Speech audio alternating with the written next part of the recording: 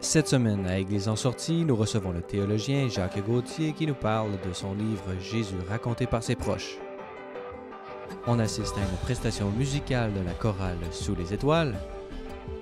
Et l'abbé Claude Paradis nous présente sa chronique des actualités de la rue.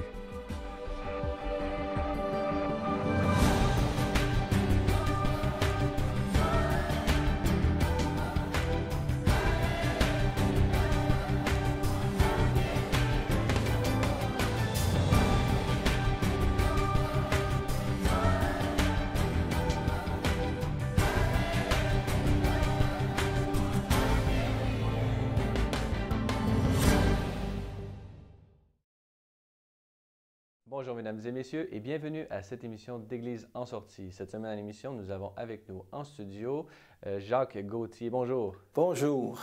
Alors Jacques Gauthier, vous êtes théologien, auteur, essayiste. Vous êtes l'auteur de plusieurs ouvrages, même une soixantaine. C'est très impressionnant. Vous avez été professeur de théologie à l'Université Saint-Paul d'Ottawa. Pardonnez ma brève présentation. Nous sommes aujourd'hui réunis pour parler de votre récent ouvrage « Jésus raconté par ses proches », publié aux éditions Novalis. Alors, d'abord, une première question.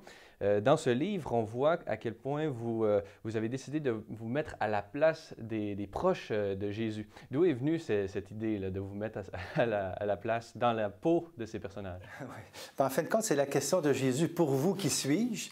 Jésus la pose à ses disciples et eux répondent. Mais je pense, en fin de compte, c'est parce qu'il y a beaucoup de livres sur Jésus. Moi, c'est vrai, j'ai écrit beaucoup de livres, mais sur Jésus, vraiment proprement dit, je n'en avais pas écrit. Et je ne voulais pas quand même écrire ce que d'autres ont écrit. Je ne voulais pas écrire une vie de Jésus, qu'il y en a plusieurs, ou même une étude exégétique où il y en a aussi. Donc, c'est plus un récit où je fais parler à la première personne les proches de Jésus. Alors, ça m'est venu comme ça parce que je trouvais ça... il y avait une interpellation, quoi. C'est comme si le lecteur, lui aussi, il est confronté à la question « Pour vous, qui suis-je? » Et qui est mieux placé pour nous dire qui est Jésus, si ce n'est que ceux qui l'ont côtoyé, en commençant par Marie. D'ailleurs, je commence par Marie, Joseph, les cousins de Jésus, hein, Jude, Jacques, et puis les apôtres par ordre d'appel, Jean, Jacques, bon, André, Pierre. Et je termine, oui, je termine par moi, mais avant, il y a Marie-Madeleine et Saint-Paul. Alors ça, c'est terminé par moi, mais ça, c'est l'éditeur qui a demandé ça, parce qu'il c'est bien beau faire parler les autres, mais pour toi aussi, qui est Jésus? Alors, c'est un peu mon cheminement, mon témoignage à la fin. Donc, ça fait un livre quand même où on a un contact avec Jésus, où ce n'est pas seulement une idée, où ce n'est pas seulement un personnage historique du passé, mais il est aujourd'hui. Et la question, elle demeure, elle. Pour toi, qui est Jésus? Donc, justement, on va peut-être faire un bref regard sur les différents personnages. Vous avez parlé de Marie, oui. Qui est la mère de Jésus, la mère de Dieu, la Théotokos, comme on dit en grec. J'imagine que ça a été un défi pour vous de vous mettre à la place de la plus grande de toutes les créatures. Oui, puis en même temps, Marie, c'est une jeune juive elle est humaine comme nous aussi. Elle a été préservée du péché, bien sûr, parce que là-dedans, dans le livre, là, c'est vraiment tout fidèle dans la foi. Moi, je n'irai pas prendre des libertés, là. Mais Marie, d'abord, elle est très près de moi. J'ai été baptisé le 8 décembre, donc, et Marie fait partie de ma vie aussi. Par contre, c'est vrai que ça demande une certaine audace d'entrer en elle, en fin de compte, pour elle-même s'exprime. Et d'ailleurs, la première phrase, je pense, c'est « Qui est mieux placé qu'une mère pour bien connaître son enfant, fût-il fils de Dieu? Hein? » Et là, Marie va dire comment qu'elle a vécu. Dès l'annonce de l'ange et avant aussi, elle était préparée. Et comment aussi, dans la vie cachée à Nazareth, elle faisait la cuisine, elle faisait des petits pains, des repas, le poisson, des dattes, des figues. Jésus joue au jardin avec Jude et Jacques. Tout ça est dans une grande simplicité. Il n'y a pas d'extraordinaire là-dedans. Là. Mais il est quand même Dieu fait homme. C'est le mystère. Marie, elle a eu une annonciation.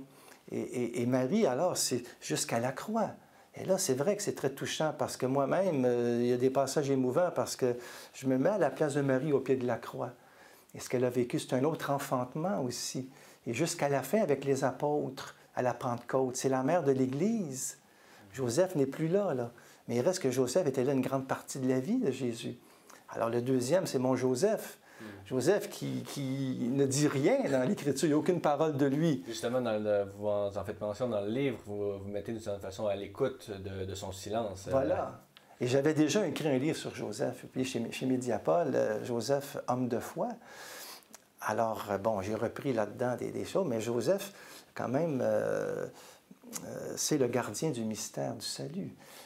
C'est le Père, c'est lui qui donne un nom à Jésus, qui donne un statut légal, mais il a accompagné Marie aussi dans son mystère de chasteté aussi, et dans cette offrande de vie.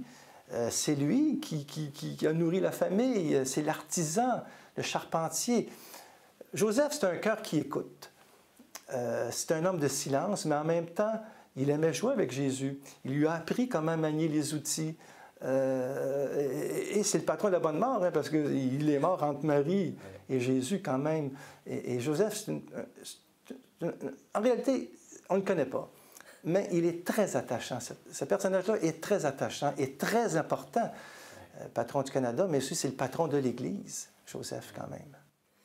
Mais une autre chose qui est intéressante avec Joseph, c'est que d'abord, il a bénéficié de l'amour de Jésus et de Marie, et donc ça doit être assez impressionnant et pour une personne humaine comme lui. Mais également, Joseph, il a été le père adoptif de Jésus, donc il a été pour lui un modèle, et donc on peut revoir d'une certaine façon ou relire la personnalité de Joseph à travers les actes même de Jésus. Ah ben oui, ah oui, et d'ailleurs, il ne faut pas oublier, Jésus, il est vrai homme aussi, hein?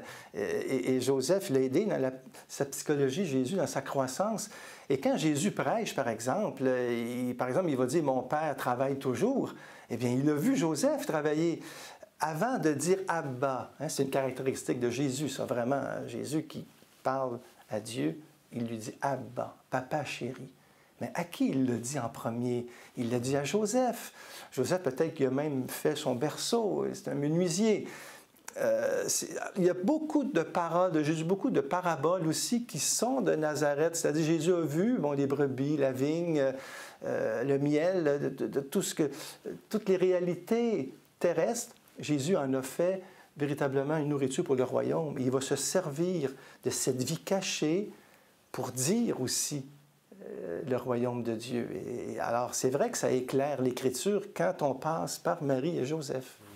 On parle de la vie cachée, de cette façon, de Jésus, mais une fois sa vie publique commencée, il s'entoure de jeunes hommes très fougueux, on pourrait dire. Et donc, vous faites le récit justement de leur expérience, de chacun d'entre eux. Peut-être on pourrait parler du plus important, entre guillemets, Simon-Pierre, dont le pape François est le successeur. Pouvez-vous nous parler un peu de l'expérience de Pierre? Oui, mais Pierre, c'est tellement attachant, mais chacun a sa caractéristique, chacun a sa spiritualité aussi, d'une certaine manière.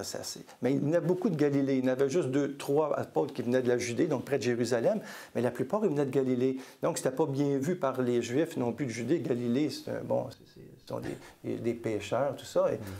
Mais Jésus, c'est ces gens-là qu'il va choisir. Et c'est une histoire de famille aussi. D'abord, Jude et Jacques, Alphée. Il y a Jean et Jacques, fils de Zébédée. Et puis Pierre et André, c'est des frères. Alors, il y a beaucoup de frères là-dedans. On y pense. Famille. Voilà. Mais Pierre, lui, c'est un des plus âgés des apôtres. C'est un leader aussi, mais c'est quelqu'un qui a un grand cœur. C'est un grand cœur, Pierre. Et lui, il va dire oui, il va suivre Jésus. Il va s'attacher à Jésus. Et c'est beau comment Jésus va le former. Parce que Pierre, il est plein de bonne volonté, mais il est très impulsif. Mais au moins, il ose. C'est lui qui va marcher sur les eaux. C'est lui qui va dire « Non, Jésus, tu ne me laveras pas les pieds. Tu ne mourras pas comme ça. » C'est ça. Et c'est même lui qui va dire « Écoutez, c'est lui qui a répondu à la question pour vous qui suivez. Tu es le Fils de Dieu. Tu es le Christ, le Fils de Dieu. » Et Jésus va dire « Heureux Pierre, parce que c'est le Père qui t'a révélé ça. Mais il faut que le Messie souffre, qu'il entre dans sa passion. » Il va dire « Jamais, Seigneur. » Et là, Jésus va dire « Arrière, Satan », parce qu'il voit que c'est une tentation. Pierre est déboussolé. Mais c'est quand même lui que Jésus va choisir. Une correction fraternelle. Voilà. Il va tous former ses apôtres comme ça, Jésus. Dans la patience, parce que les apôtres, c'est très humain. Et les autres, ils voient un Messie plus glorieux, Et puis il se pose toujours la question. Puis il va être le premier. Jésus a dit, de quoi parliez-vous en chemin? Hein? On les voit cheminer, là.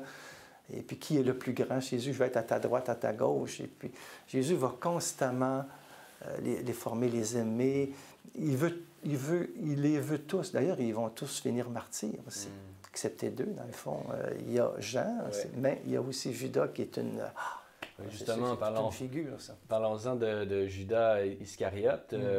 Donc, vous mettez à la place de Judas Iscariote. Oui. Donc, comment est-ce qu'on réussit, d'une certaine façon, à se mettre dans la peau du méchant, d'une certaine façon? C'est pas facile, mais en même temps, c'est très romanesque, Judas, parce que nous avons tous en nous aussi cette lutte du bien et du mal, comme les autres apôtres, mais nous sommes aussi, des fois, nous, centrés sur l'argent.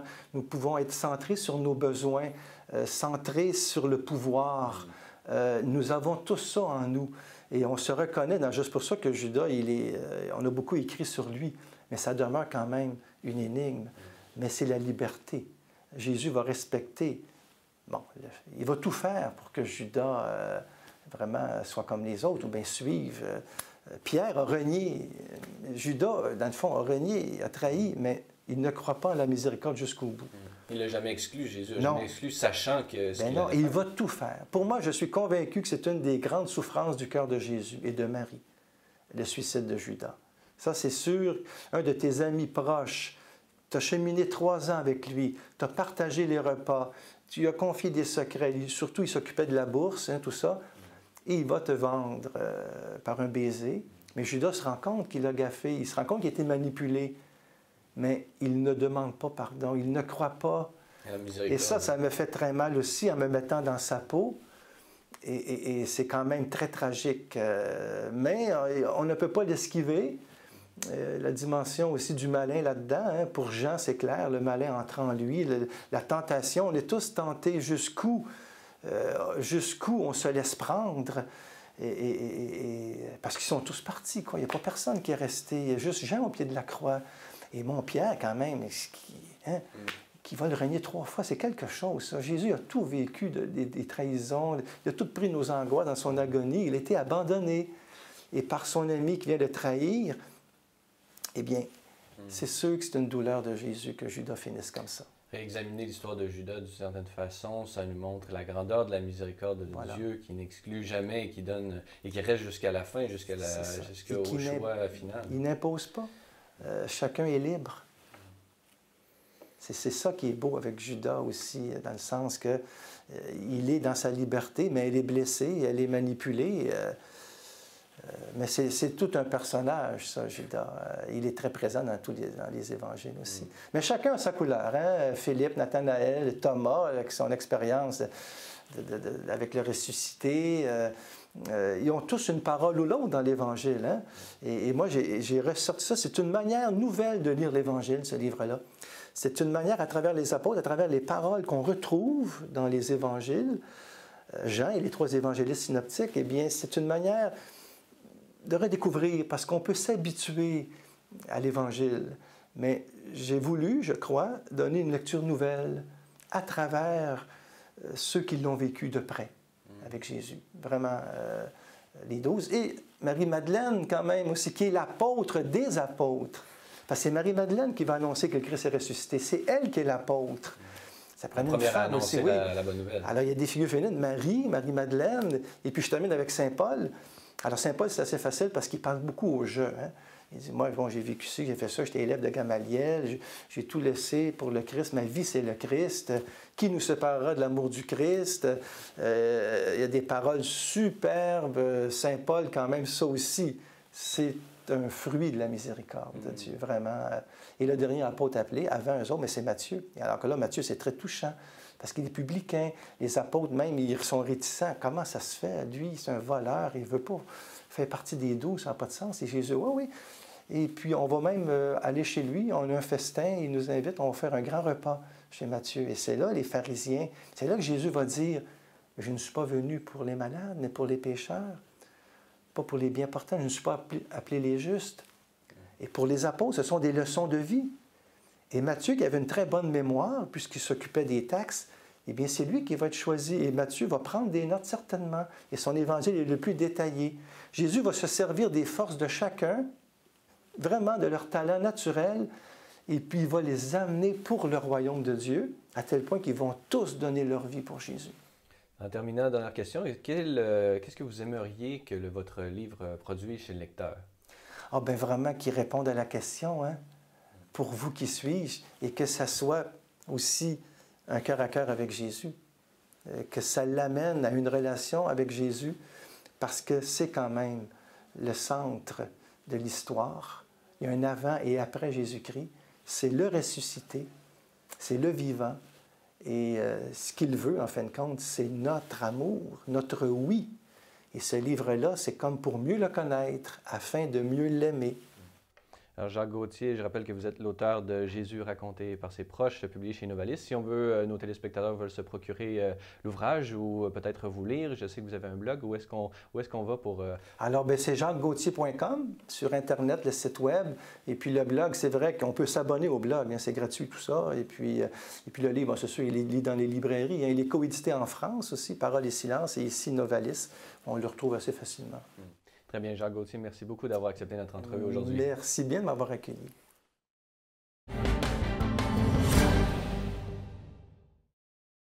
Dans cette deuxième moitié d'émission, nous vous présentons la troisième chronique des actualités de la rue, où l'abbé Claude Paradis nous parle de ses inspirations pour son ministère auprès des plus pauvres des rues de Montréal, mais également une prestation de la chorale Sous les étoiles. Voici donc un reportage signé Lou-Kévin Roquet.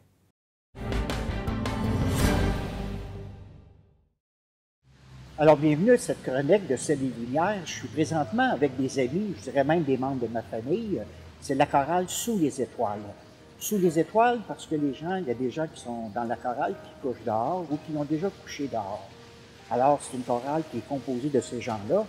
Vous allez voir, ce soir, on va aller dans la rue pour aller rencontrer ces gens. Nous, on les rencontre tous les soirs. Et ils vont nous interpréter la très belle chanson « Quand les hommes vivront d'amour ». Et c'est vrai que ça peut tout changer lorsque cette journée-là sera enfin arrivée. Quand les hommes vivront d'amour, il n'y aura plus de misère, et commenceront les beaux jours. Mais nous serons, mon frère, quand les hommes vivront d'amour. Il n'y aura plus de misère,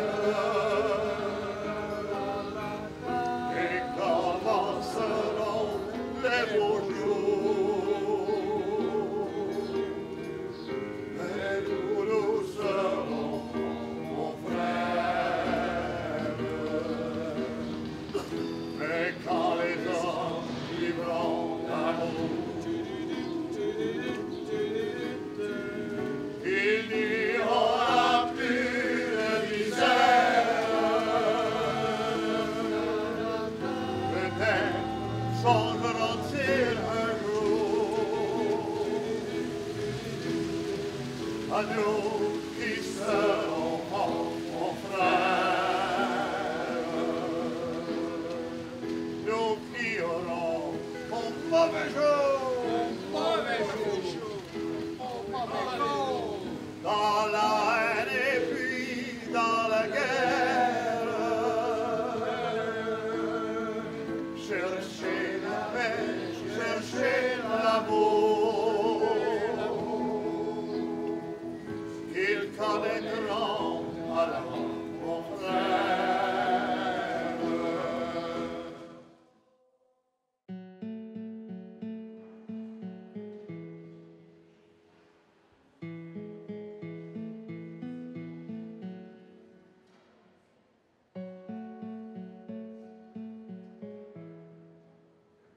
Dans la lettre aux Corinthiens, chapitre 12, il est écrit « Vous êtes le corps du Christ ». Alors, pour former un corps, ça prend différents membres. Et dans l'Église, c'est la même chose. Ça nous prend différents charismes pour former l'Église, comme différents membres d'une personne. récifé Monseigneur Camara lors d'un événement dans sa cathédrale. Il y avait des gens qui étaient entrés et qui avaient vandalisé, qui avaient profané l'Église en prenant les saintes espèces, les hosties, et ils les avaient jetées dans la boue au pied de l'escalier. Alors là, les gens avaient demandé une messe de réparation. Alors, Monseigneur Camara leur a dit, « Bien, parfait, je vais célébrer la messe dimanche prochain. » Alors là, les gens sont réunis en grand nombre parce que les gens se sont passés le mot. Alors, il y avait beaucoup de monde le dimanche. Et là, Monseigneur Camara prend le micro et il leur dit, « Ça ne sera pas ce dimanche ici, ça sera l'autre dimanche. » Alors, imaginez-vous, hein, les gens étaient tout stupéfaits. Ils disaient, « Voyons donc, ça ne se peut pas. Ça fait 2 fois qu'on vient ici, et là, c'est encore reporté. » Alors, le 3e dimanche, il y avait encore plus de monde. Et là, Monseigneur Camara prend le micro et il dit aux gens, « Vous n'avez pas encore compris. Tant et aussi longtemps, vous n'amènerez pas quelqu'un ici qui couche dehors, qui couche dans la boue, qui couche dans les dépotoirs, dans les favelas. Tant et aussi longtemps, vous n'amènerez pas quelqu'un avec vous, je ne ferai pas de messe de réparation. » Parce que c'est le même Christ qui était dans les hosties, dans la boue, au pied de l'Église, qui se trouve dans la personne qui couche dans la boue. C'est le même Christ, c'est le même corps du Christ.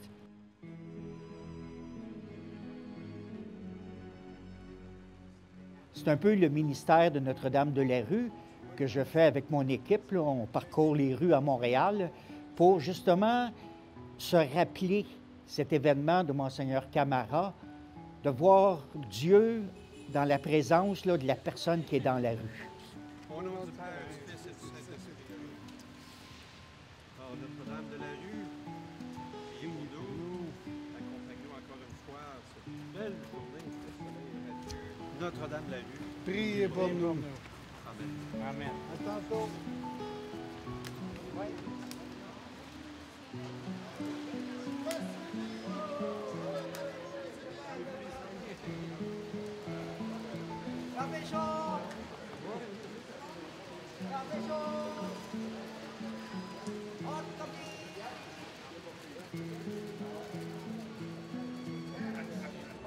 Ah, merci beaucoup. Ça va bien? Toutes les anges sont pas au ciel. Ça va bien?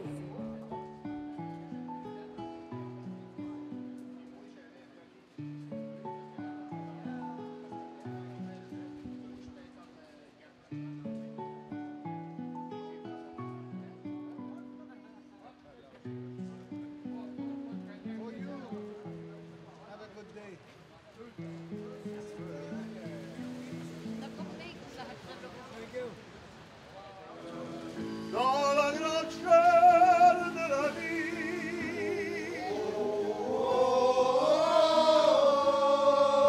il fallait que nous soyons. Il faut toujours quelques perdants.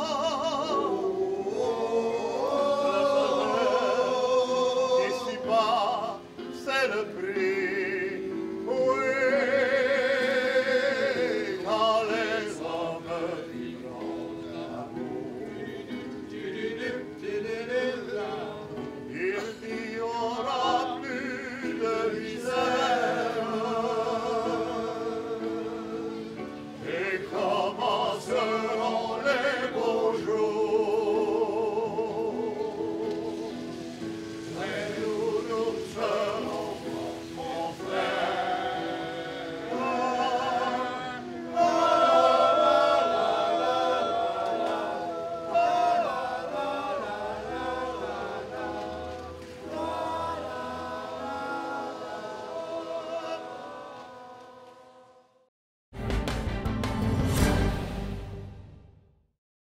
Voilà, c'est tout pour aujourd'hui. Si vous avez des questions ou commentaires, n'hésitez pas, vous pouvez m'écrire à l'adresse qui apparaît à l'écran.